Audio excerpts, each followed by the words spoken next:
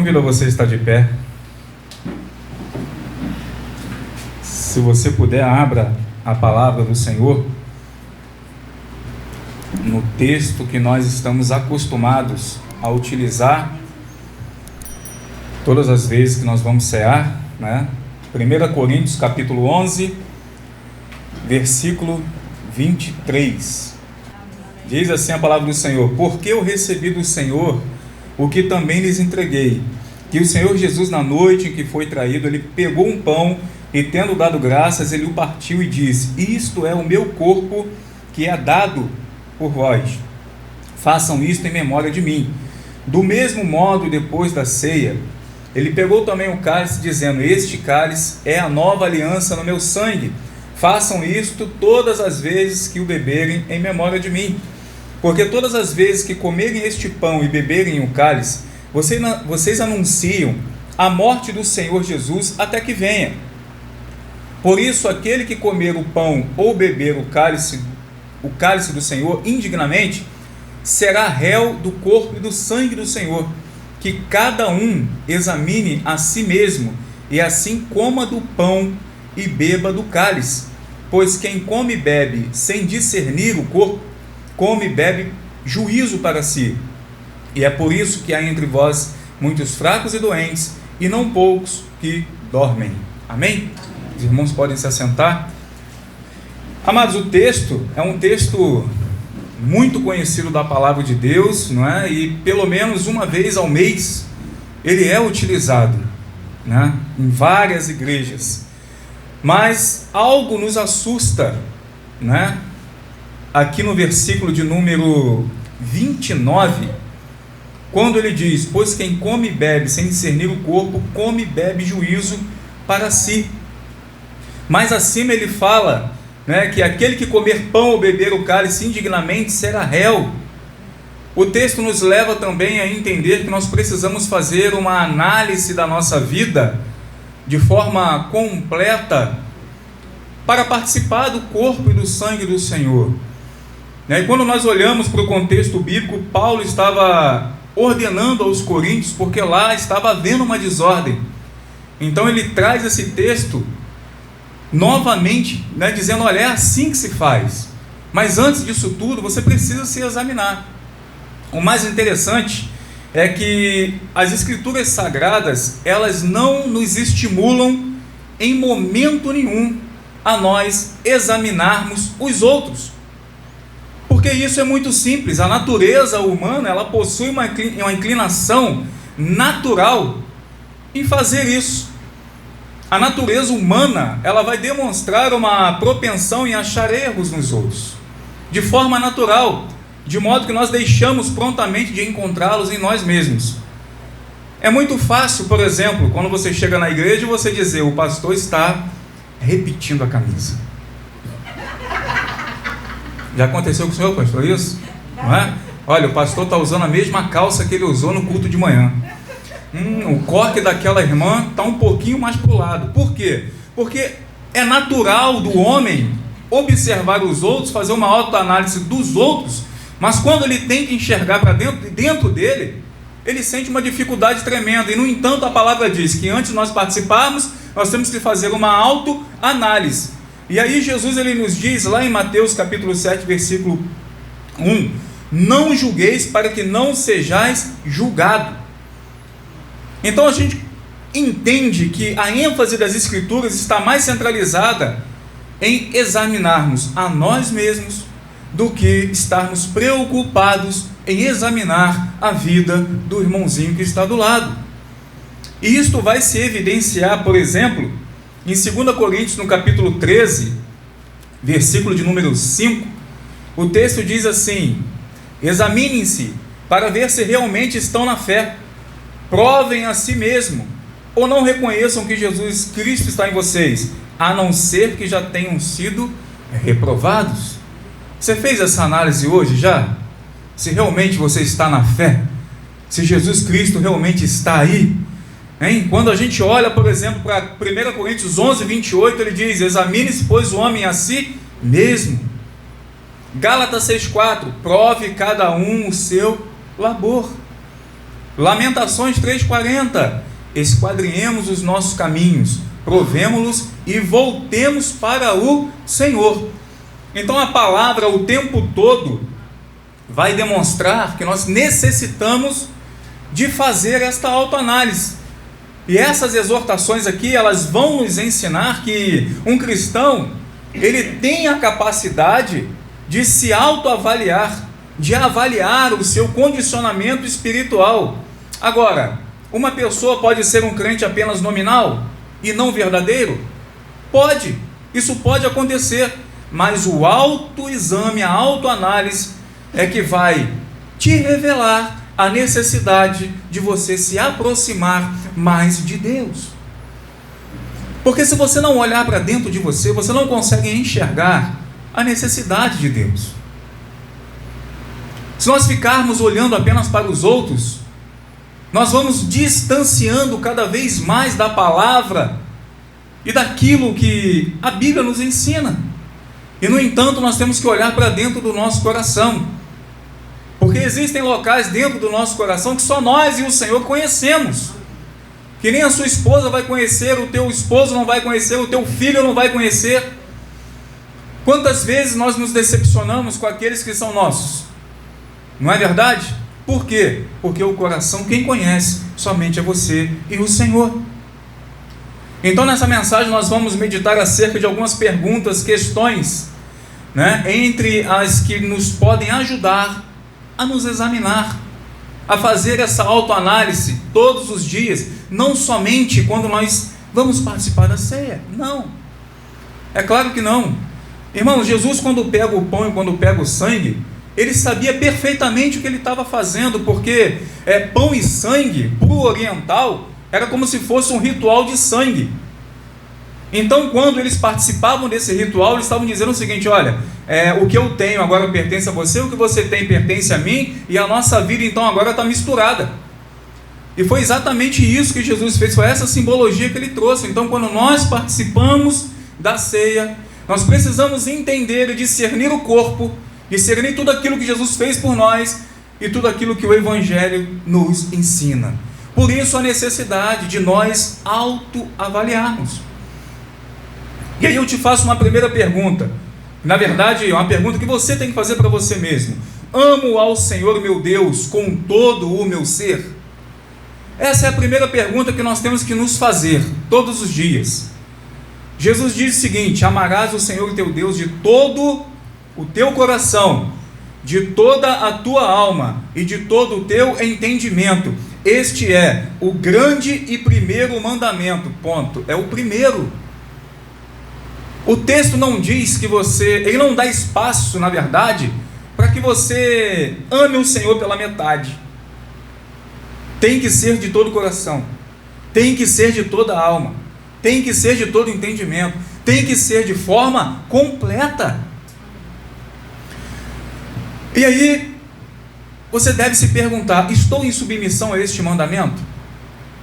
Ou pelo contrário, estou amando a mim mesmo mais do que o Senhor? Ou estou amando mais o mundo e as coisas que no mundo há do que o Senhor? É uma autoanálise muito simples que nós devemos fazer, não é? 1 João capítulo 2 versículo 15, o texto diz: não ameis o mundo e nem as coisas que há no mundo. Se alguém amar o mundo, o amor do Pai não está nele. Está na hora, irmãos, de nós retornarmos ao primeiro amor. Quando? Todos os dias. Todos os dias. Quanto o Senhor me amaria se eu fizesse de acordo com o meu amor e devoção para Ele? Já parou para pensar? Se o Senhor te amasse na mesma proporção que você ama Ele, como que seria isso? Não precisa responder, você responde para você mesmo. Como que seria o amor do Senhor por você, se a proporção fosse a mesma? Mas graças a Deus que a palavra diz que Ele é amor, que as misericórdias do Senhor duram para sempre, mas também diz que Ele é justo, juiz, fogo consumidor, santo, que não compactua com o pecado. Então nós não podemos esquecer do outro lado. E aí é uma pergunta que você tem que se fazer: ama o Senhor verdadeiramente, com todo o meu ser?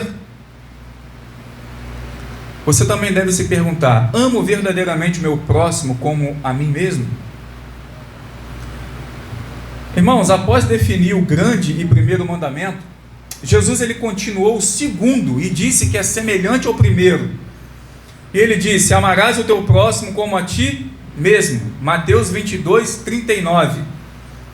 Ele não precisa nos exortar a amarmos a nós mesmos. Porque quando você olha no espelho, você vai dizer: hoje eu estou linda. Não é assim? Estou bonitão, hein? Estou forte, né? Garotão. Mas e o próximo? Será que a gente olha para o próximo assim mesmo? Efésios capítulo 5, versículo 29 vai dizer: porque ninguém jamais odiou a própria carne, né? Mas o Senhor Jesus realmente precisa nos exortar a amarmos o nosso próximo. E eu? Aonde que eu fico? Obedeço ao mandamento dele, que está lá em Mateus 5, ou não? Ouviste o que foi dito, versículo 43 e 44: amarás o teu próximo e odiarás o teu inimigo. Eu, porém, vos digo: amai a vossos inimigos e bendizei os que vos maldizem. Aí quando chega aqui o crente trava, porque amar quem te ama é fácil. Jesus pega esse limite e joga lá na frente e diz: olha, assim não, assim é mole, assim é fácil. Você tem que amar o seu inimigo. Você tem que bendizer aquele que está falando mal de você, né? Fazei bem aos que vos odeiam e orai pelos que vos maltratam. Está sendo maltratado? Ora. E vos perseguem.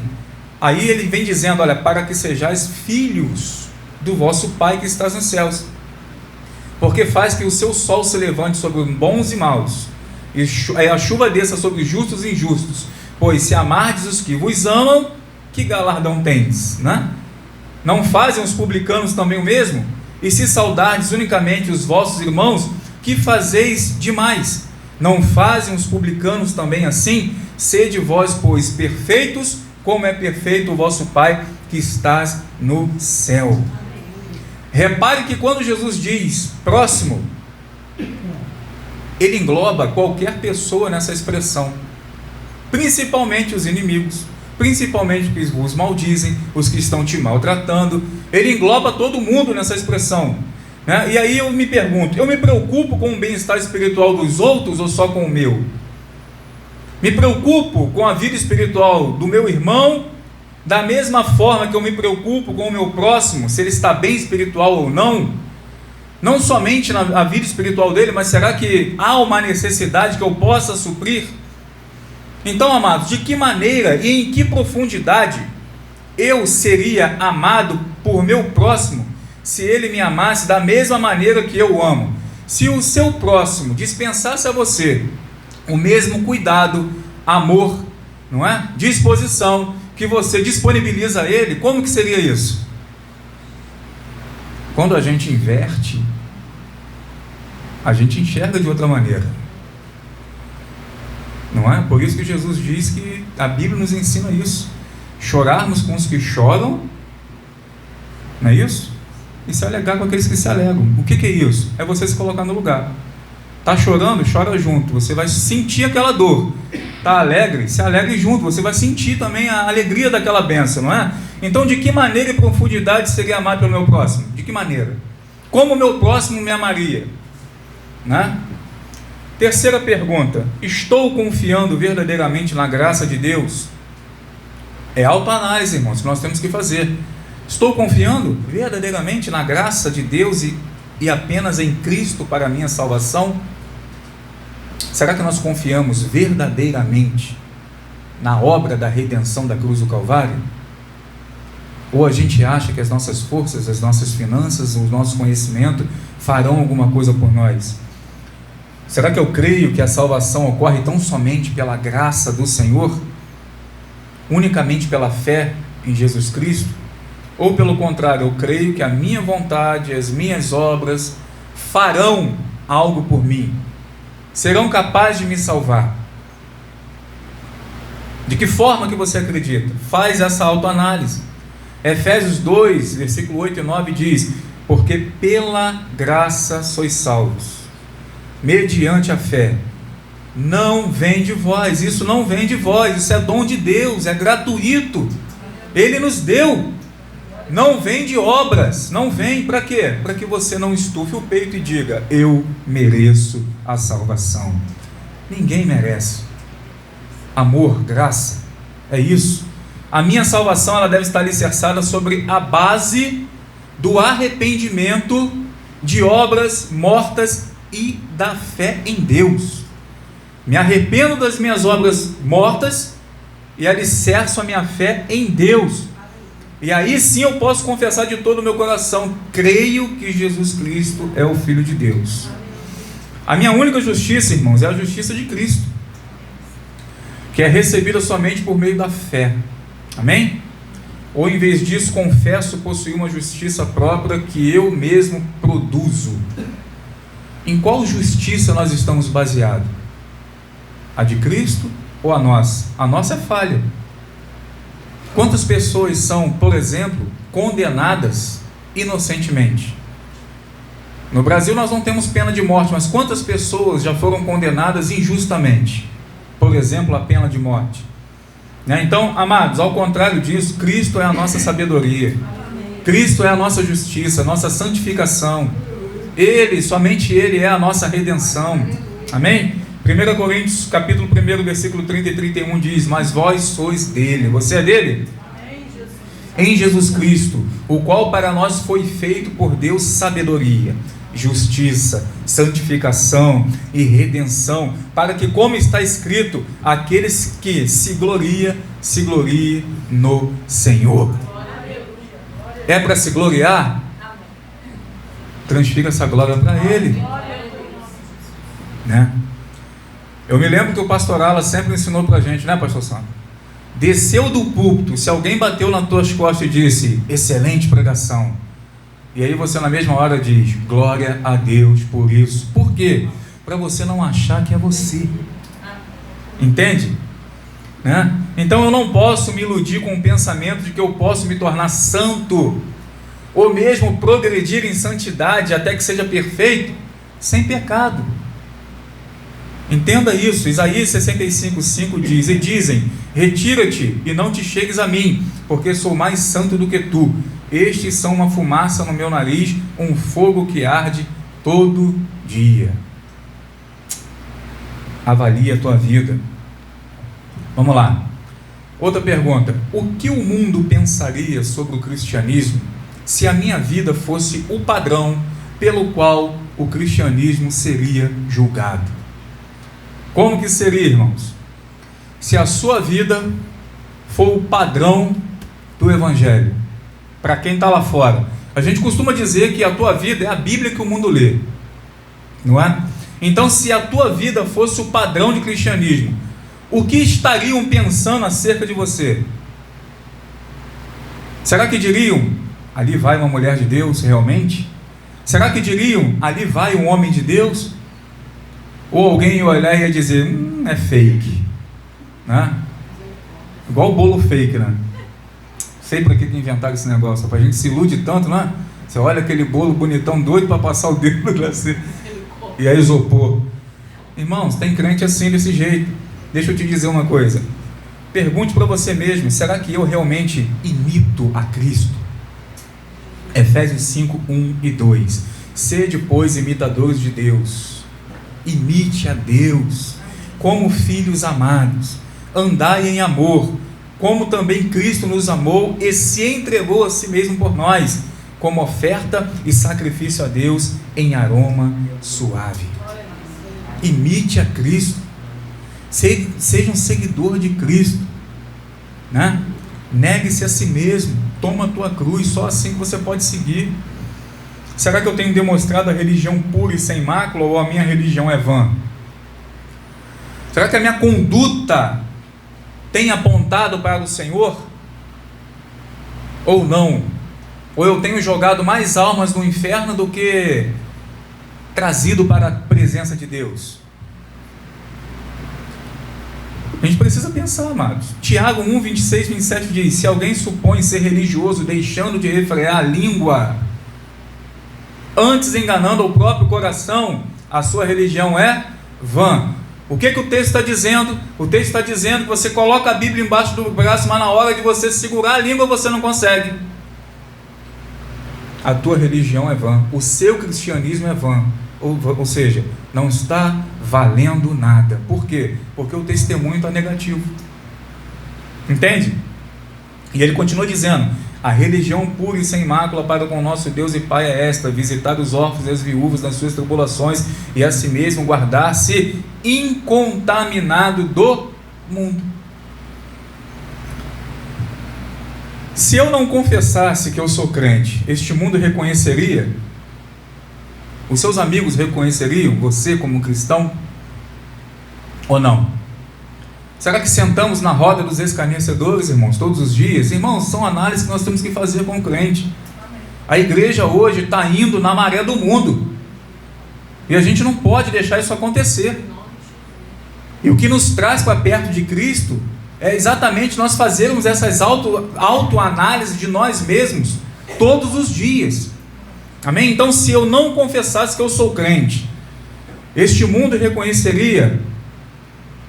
Atos 11, 26, tendo-o encontrado, levou-o para Antioquia, e por todo um ano se reuniram naquela igreja e ensinaram numerosa multidão. Em Antioquia foram os discípulos pela primeira vez chamados cristãos.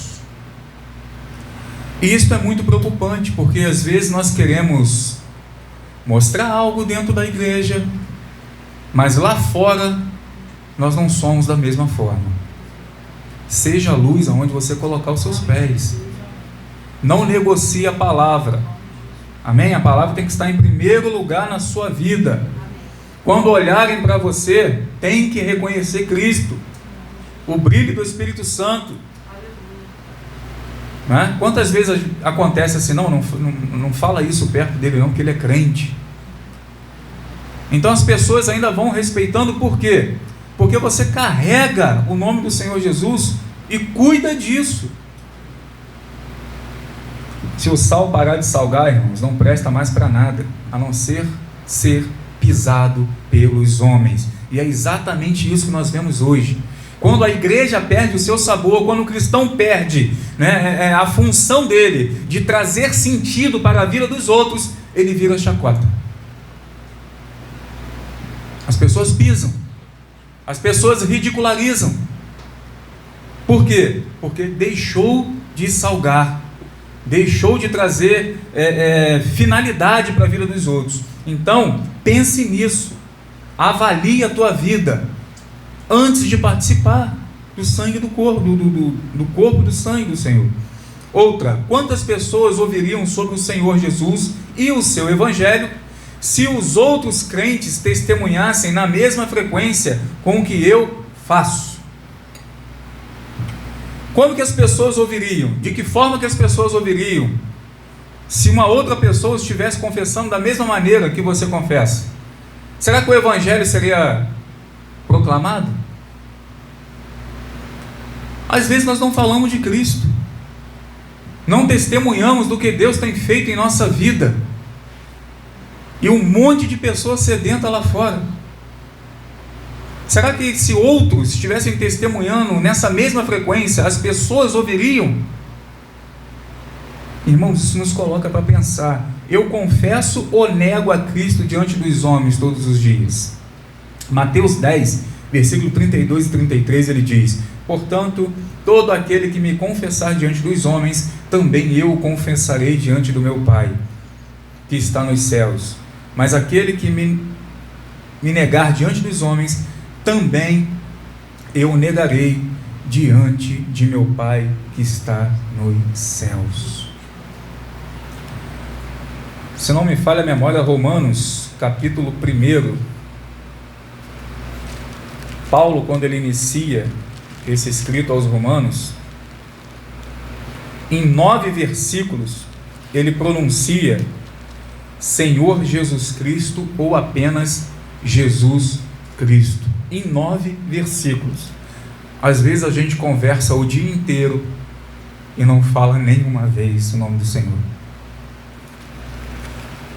Você tem confessado ou tem negado ao Senhor? Você tem obedecido aos mandamentos de Cristo? Você tem contado as grandes coisas que Deus tem feito por você? Quantos livramentos? Quantas curas? Na verdade, Lucas 8,39, volta para casa e conta aos teus tudo que Deus fez por ti.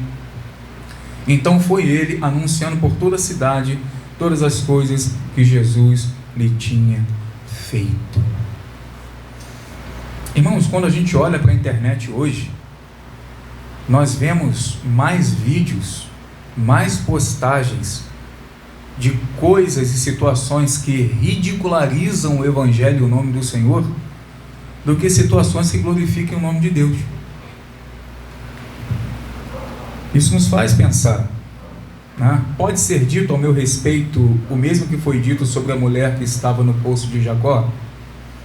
João 4,39 diz: muitos samaritanos daquela cidade creram nele em virtude do testemunho da mulher que a anunciara. Ele me disse tudo quanto tenho feito. Quantos creram no Senhor Jesus Cristo por causa do seu testemunho de vida, né? Por causa da sua conduta? Mais uma: leio a Bíblia e oro como deveria? Será que eu sigo a oração em um modelo de oração dado pelo Senhor Jesus?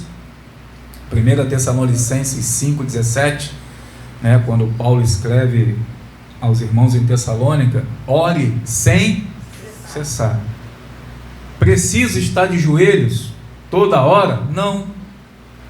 Mas eu preciso estar ligado com o Senhor sempre. É assim. Você pode estar no teu trabalho, mas ligado com o Senhor em espírito de oração o tempo todo. Por isso que a palavra nos orienta, porque é possível.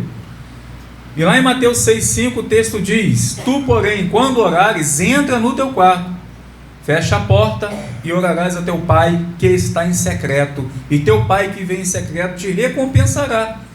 E orando, não useis de vãs repetições, como os gentios, porque presumem que pelo seu muito falar serão ouvidos.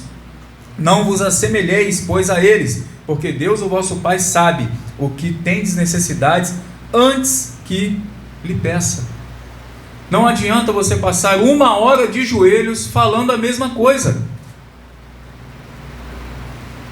Nós temos N motivos para orar, irmãos, que passaríamos mais de 1 hora orando, sem dúvida, né? Sem dúvida. Mas aí a gente acaba achando que por muito repetir o Senhor vai nos atender, e não é assim que funciona, né? Não é dessa forma que funciona. Mas nós precisamos orar constantemente uns pelos outros. Precisamos meditar. Ou será que eu estou sempre ocupado? A impressão que nós temos é que 24 horas não dá mais, que o dia deveria ter 25, 26 horas para nós resolvermos os nossos problemas. E aí no final do dia a gente não meditou, não oramos, e aí a gente ora 5 minutos ajoelhado na cama, e às vezes dorme ajoelhado. Já aconteceu com você, né? Comigo também. Acontece com todo mundo. Então, irmãos, será que eu me sinto tão autossuficiente que rejeito a necessidade de orar? Nós vemos Jesus orando. Nós vemos Jesus mantendo a comunhão com o Pai, né? Em oração. Ou será que eu só oro quando eu necessito de uma solução imediata? Quando eu preciso de uma solução imediata, eu quero fazer campanha de oração, quero subir no monte, quero orar pela madrugada, mas a gente já pode ter esse depósito. Amém. A gente já pode estar em contínua oração com o Senhor, gastando mais tempo com a leitura da palavra do que escrito de homens. Não estou dizendo que não tenha problema você ler um livro secular de homens, desde que você selecione muito bem o que você está lendo, e desde que isso não esteja atrapalhando a meditação das Escrituras. Existem pessoas que pegam livros grandes e grossos para ler, mas não conseguem acabar um capítulo da Bíblia.